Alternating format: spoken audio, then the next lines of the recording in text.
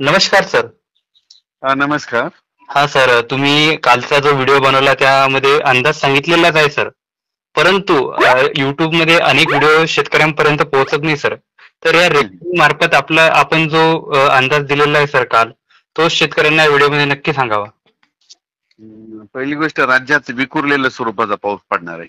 हा एक म्हणजे काय होतंय, सर्वदूर पडणार काही भागात सर्वदूर बी आहे, पण अं, सर्वदूर विदर्भात पडणार आहे. हा सर. आणि इकडं ना आपलं मराठवाड्यात आहे ना, सोलापूर जिल्हा, बीड जिल्हा, इकडं नगर जिल्हा ह्या भागात पाऊस नाही.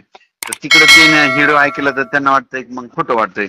म्हणून त्याच्यामुळे म्हणलं सुरुवातीला सांगितलं विखुरलेल्या स्वरूपाचा पडणार आणि सर्वदूर बी पडणार आहे. हा सर.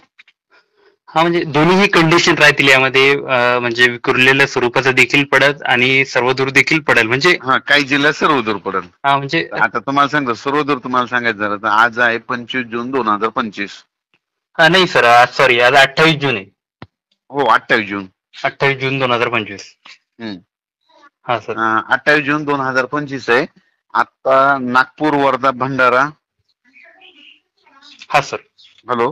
हा सर. हा सर, आवाज येतो. नागपूर, वर्धा, भंडारा, गोंदिया, त्याच्यानंतर चंद्रपूर, त्याच्यानंतर अमरावती, अकोला, वाशिम, हिंगोली, बुलढाणा, जळगाव, जामोद, जळगाव, त्याच्यानंतर इकडं जालन्याचा काही भाग, त्याच्यानंतर जळगावकडे तिकडं असा ते पट्टा इकडं कळवणकडे जाणार आहे.